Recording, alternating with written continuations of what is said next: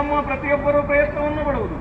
ಇದರ ನಿಮಿತ್ತ ಬಹುಕೃತ ವೇಷ, ಹೊಟ್ಟೆ ಹೊರೆಯುವುದಕ್ಕೆ ಬೇಕಾಗಿ ಎಂತಹ ವೇಷ ಎಲ್ಲ ಕಟ್ಟಿ ತಿರುಗತಾರಮ್ಮ. ಕೆಲವು ಮಂದಿದ್ದು ಇಂಥ ವೇಷ, ಕೆಲವು ಮಂದಿದ್ದು ಇಂಥ ವೇಷ. ಏನ್ ಮಾಡ್ಲಿಕ್ಕೆ ಹೌದು ಮಗ ಕಂದ. ಹೊಟ್ಟೆ ಹೊರೆಯುವುದಕ್ಕಾಗಿ ಬೇಡುವುದನ್ನೇ ಕಾಯಕವನ್ನಾಗಿ ಮಾಡಿಕೊಂಡೆ ಮಗ. ಯಾರಿಗೂ ಬೇಡದವಳಾದಂತಹ ನೀನು ಬೇಡುವುದನ್ನೇ ಕಾಯಕವನ್ನಾಗಿದ್ದೀರಿ ಮಗ.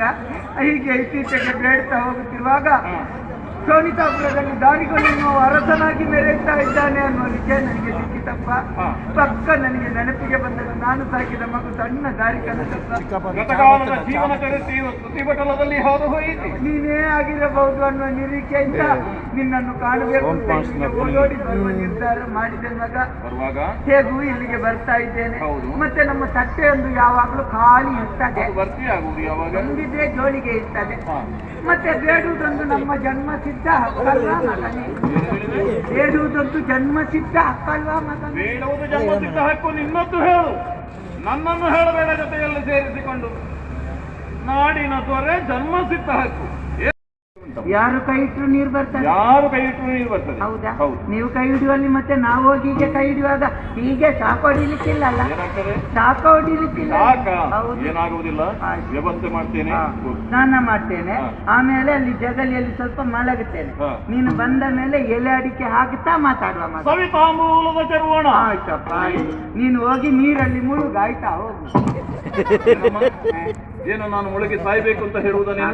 ಮತ್ತೆ ನಾವು ಮುಳುಗಿಸುವುದಕ್ಕೆ ನೋಡ್ತೇವೆ, ಮುಳುಗುವವರು ಯೋಚನೆ ಮಾಡಬೇಕಲ್ವಾ ಮಗ? ಸ್ನಾನ ಮಾಡುದಂತ ಹೇಳಿದ್ರೆ ಮೂಗಿಗೆ ಕೈ ಹಿಡಿದು ಪುಳುಂಕ ಪುಳುಂಕ ಪುಳುಂಕ ಮುಳುಗಲಿಕ್ಕುಂಟು. ಹೋಗು. ಈ ಸಲ ನಿನ್ನ ಚಂದ ನೋಡ್ಲಿಕ್ಕುಂಟು ಮಗ್ಗ. ಆಯ್ತಾ? ನಿಲ್ಲಿಸ್ತಾ ಇದೆಯಲ್ಲ ಅಂತ. ಎಂತದು? ಯಾರವ ಮಗ್ಗದವ ನಿನ್ನ ಸಂಬಂಧಿಕ? ಯಾಕೆ? ನಿನ್ನ ಚೆನ್ನ ನೋಡ್ಲಿಕ್ಕುಂಟು ಮಗ್ಗ ಅಂತ ಹೇಳಿದೆ. ಮಗ್ಗ ಅಂತ ಹೇಳಿದ್ದು ಯಾವುದು? ಯಾವುದು? ಇದು ಮಗ್ಗ ಅಲ್ಲ. ಮತ್ತೆ ತುಂಬಾ ವರ್ಷ ಆಯ್ತಲ್ಲ ನಿನ್ನನ್ನು ನೋಡದೆ, ಪ್ರೀತಿ ಉಕ್ಕಿ ಹರಿದಾತು ಮಗ್ಗ. ಸಂತೋಷವಮ್ಮ, ಆದಷ್ಟು ಬೇಗ ಬರ್ತೀವಿ. ಹೋಗು ಹೋಗು.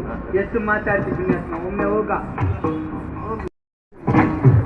ಯಾರಿಗಾದಿತ್ತು ಕಿರಿ ಕಿರಿ ಮಾಡಿ ಸುಮ್ಮನೆ ಅಲ್ಲ. ನಾವೆಲ್ಲ ದೇವರುಗಳು, ನಮಗಿಂತ ವೇಷದ ಅಗತ್ಯ ಉಂಟಾ? ಅದು ಮುದುಕಿಯ ವೇಷ. ಬಗ್ಗಿ ಬಗ್ಗಿ ಸೊಂಟ ನೋಯ್ತಾ ಉಂಟು. ಅದು ಸ್ವಲ್ಪ ಸಂಪಾದನೆ ಆಯ್ತಾ?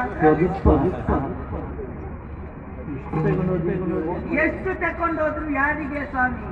ಅದರಲ್ಲಿ ಪಾಲು ಕೊಡ್ಲಿಕ್ಕೆ ಮತ್ತೆ ಒಂದು ಪಾಲು ವ್ಯವಸ್ಥಾಪಕರಿಗೆ, ಇನ್ನೊಂದು ಪಾಲು ಸಂಚಾಲಕರಿಗೆ, ಮತ್ತೊಂದು ಪಾಲು 1ನೇ ಭಾಗವತರಿಗೆ. ನಮಗೆ ಉಳಿಯುವುದು 300 ಮಾತ್ರ. ಬೇಕಾ?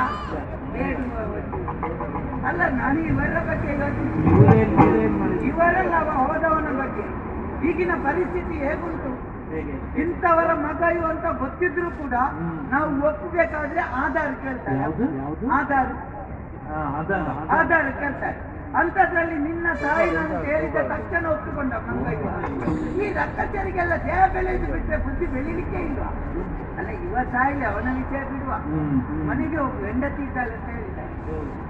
ಇನ್ನೂ ಜಾಗ್ರತೆ ಮಾಡ್ಬೇಕಾದ್ರೆ ಈ ಮನೆಯಲ್ಲೇ ಇರುವ ಹೆಂಗಸರಲ್ಲಿ ಮಾತಾಡೋದು ಸ್ವಲ್ಪ ಜಾಗ್ರತೆ ಮಾಡಬೇಕು. ಮನೆಯಲ್ಲೇ ಇರುವ ಹೆಂಗಸರು ಉಂಟಲ್ಲ, ಹತ್ತಿರದಲ್ಲೆಲ್ಲ ಜಗಳ ಮಾಡಿ ಮಾತು ಬಿಟ್ಟಿರ್ತಾರೆ. ಗಂಡ ಬರುವಾಗ ಮಧ್ಯರಾತ್ರಿ ಕಳೀತಾರೆ. ಯಾರಾದ್ರೂ ನಮ್ಮ ಹಾಗೆ ಅಪರಿಚಿತರು ಸಿಕ್ಕಿದ್ರೆ ಮಾತಾಡಿ ಮಾತಾಡಿ ಏನೇನೆಲ್ಲ ಮಾತಾಡ್ತಾರೆ. ಕೊರಗಬೇಡ, ಮರಗಬೇಡ, ಮನಸ್ಸಿನಲ್ಲಿ ನೋವನ್ನು ಇರಿಸಿಕೊಳ್ಳಬೇಡ. ಮಕ್ಕಳಾದವರು ತಪ್ಪನ್ನು ಮಾಡಿದಾಗ ತಾಯಿ ಅಥವಾ ತಂದೆಯಾದವನು ಅವರಿಗೆ ಬುದ್ಧಿಯ ಮಾತುಗಳನ್ನು ಆಡಬೇಕಾದದ್ದು ನಮ್ಮ ಕರ್ತವ್ಯವಾಗಿರ್ತದೆ. ಹಾಗಾಗಿ ಬಿಡದೆ ಎನ್ನುವಂತಹ ಕಾರಣಕ್ಕಾಗಿ ಮನಸ್ಸಿನಲ್ಲಿ ಬೇಸರವನ್ನು ಇರಿಸಿಕೊಳ್ಳಬೇಕು. ಅಯ್ಯೋ, ನನಗೆ ಬೇಸರ ಇಲ್ಲಪ್ಪ. ಅವರು ಅಮ್ಮನೇ, ನೀವು ಅಮ್ಮನೇ, ನಾನು ನಿಮ್ಮ ಮನೆ ಮಗಳು. ಯಾಕೆ ಬೇಸರ ಮಾಡುವುದು? ಹೆಚ್ಚು ಮಾತುಗಳನ್ನು ಆಡಲಾರೆ. ಆದ್ರೆ ಒಂದು ಮಾತು, ಏನು ತಾಯಿ? ಚಕ್ರವನ್ನು ಕೊಡುವಂತಹ ನನಗೆ, ತೆಗೆದುಕೊಡುವಂತಹ ನನಗೆ, ಪಡೆಯುವಂತಹ ನನ್ನವರಿಗೆ, ಮೂವರಿಗೆ ವಿನಃ ಚಕ್ರದ ವಿಚಾರ ಇನ್ನೊಬ್ಬರಿಗೆ ತಿಳಿಯಕೂಡದಮ್ಮ. ಅದೇನು ಹಾಗೆ? ನನ್ನವರ ಪ್ರಾಣವೇ ಅಡಕವಾಗಿದೆ. ಓ ಹಾಗ. ಚಕ್ರವನ್ನು ನನ್ನ ಕೈಗೆ ಕೊಡಿ, ಮತ್ತೆ ನಿಮ್ಮ ಗಂಡನ ಪ್ರಾಣ ನನ್ನ ಕೈಯಲ್ಲಿ ಪಡಿತೆ ಈಗ ತಲೆ ಮೇಲೆ. ಯಾಕೆ? ಗಂಡನ ಪ್ರಾಣ ಬಿಡಿ ಅಂತ ಹೇಳಿ. ಚಕ್ರದಲ್ಲಿ ಗಂಡನ ಪ್ರಾಣ ಇದೆ ಅಂತ ಹೇಳಿದ್ರು ನೀವೇ ಅಲ್ವಾ ಅಮ್ಮ? ಹಾಗೆ ಜಾಗ್ರತೆ ಇಟ್ಕೊಂಡು ಹೋಗಿ ಅವರಿಗೆ ಇದನ್ನು ತಲುಪಿಸಬೇಕು. ಆಯ್ತು ತಾಯಿ, ಈ ಚಕ್ರವನ್ನು ನಾನಿನ್ನು ಎಲ್ಲಿಗೆ ಸೇರಿಸಬೇಕೋ ಅಲ್ಲಿಗೆ ಸೇರಿಸಿ ಬಿಡ್ತೇನೆ. ಎಲ್ಲಿಗೆ ಸೇರಿಸುವುದು? ಯಜಮಾನ್ರ ಕೈಗೆ ಸೇರಿಸಬೇಕಲ್ಲ. ಹಾಗೆ ಆದಷ್ಟು ಬೇಗ ಬಾ. ಊಟದ ಸಿದ್ಧತೆಯನ್ನು ಮಾಡಿ. ಸಿಕ್ಕಿತಲ್ಲ ಚಕ್ರ, ಹೋಗ್ತೇನೆ. ಸೋದರ